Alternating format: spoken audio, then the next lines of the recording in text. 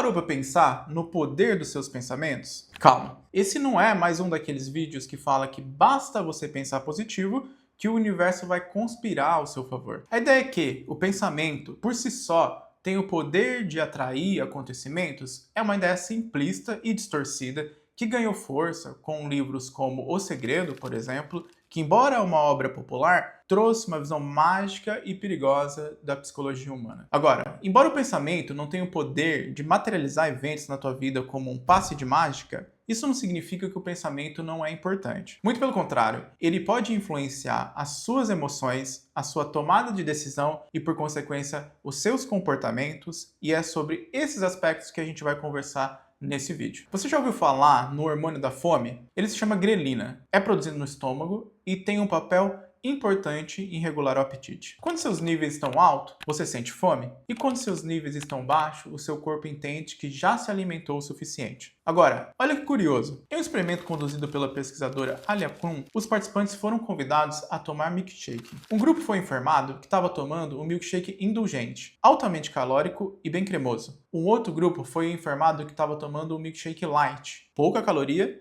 destinado para quem quer manter a forma. Detalhe, eles provaram o mesmo milkshake, mas com os rótulos diferentes. Resultado, quem achou que estava tomando um milkshake muito calórico teve uma queda muito maior nos níveis de grelina. Ou seja, o corpo entendeu que estava recebendo uma quantidade grande de caloria e energia, mesmo sendo o mesmo milkshake. Mas as pessoas que acreditavam estar tomando o milkshake light mantiveram um nível elevado de grelina, como se estivessem ainda com fome. E o que mudou? Apenas a percepção e o pensamento que as pessoas tinham a respeito daquilo que estava tomando. Esse estudo mostrou que a forma como interpretamos as nossas experiências pode ter um impacto direto no nosso corpo. E se isso pode acontecer em uma interpretação sobre um milkshake, imagina quando a gente tem e conserva estruturas de pensamento que acredita que o pior vai acontecer, que não somos capazes, que todo mundo é hostil e que ninguém gosta da gente. Isso mesmo, o seu corpo promoverá alterações físicas que você vai chamar de ansiedade, raiva, tristeza e por aí vai. Além de influenciar o corpo, o pensamento molda aquilo que você vai prestar atenção. Nosso cérebro não consegue processar todas as informações que estão no ambiente. Ele precisa fazer uma filtragem. E essa filtragem acontece, em boa parte, através do que a gente está pensando e esperando. Pensa no exemplo de quando você vai comprar um carro novo. A partir do momento que você toma a decisão de que aquele carro é importante, você começa a notá-lo com mais frequência. Ele sempre esteve lá, mas quando você deu relevância e você começou a pensar sobre ele, ele começa a se destacar no ambiente. Esse fenômeno é chamado de viés atencional. Ele faz a gente prestar atenção em alguns estímulos e ignorar outros. Agora pense nisso no contexto emocional. Se você está com medo de que algo ruim aconteça, seu cérebro começa a rastrear a possibilidade de ameaça dentro do ambiente, mesmo se você estiver dentro de um lugar seguro. É como se você estivesse utilizando um óculos que filtrasse o mundo para confirmar os seus pensamentos. Isso não acontece só com medo. Quando você acredita que não é valorizado, você começa a prestar atenção em olhares de desconfianças, críticas e pequenas rejeições bem sutis. Mesmo que elas sejam raras, o teu foco atencional vai direto para elas. Vai tender a ignorar todas as situações de valorização e validação e os momentos sutis de rejeição ou pequenas desvalorizações vão gritar dentro do teu campo atencional. Ou seja, o pensamento não muda apenas o que você sente, mas também muda a maneira como você vê as situações, enxerga o mundo e as pessoas. Depois de afetar o seu corpo e a sua atenção, o pensamento tem mais um papel decisivo.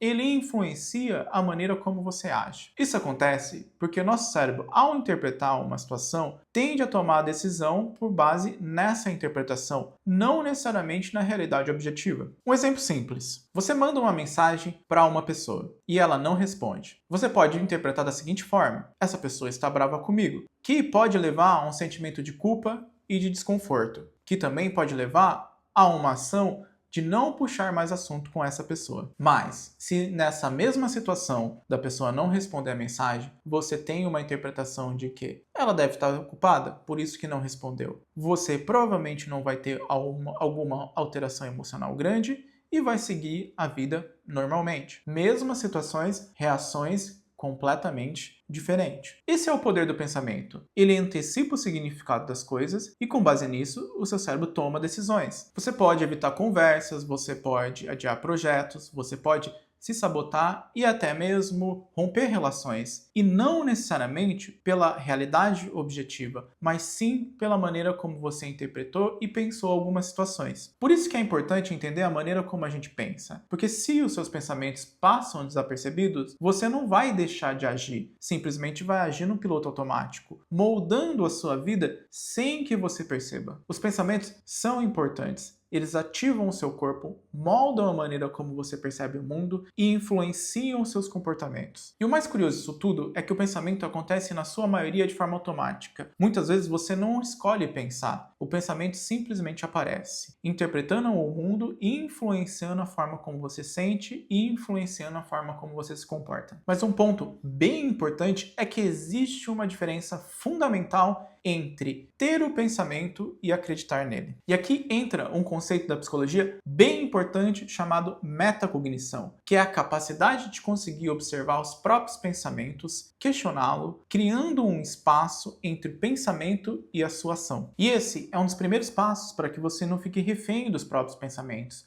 Porque no fim das contas, você não é o seu pensamento, você é quem observa o pensamento. E se você tem dificuldade de identificar os pensamentos, sente que muitas vezes é refém dos pensamentos e padrões de comportamento automático, talvez seja interessante buscar o processo terapêutico. O psicólogo é a pessoa habilitada a te ajudar nesse processo de identificação e quebra de padrão de comportamento.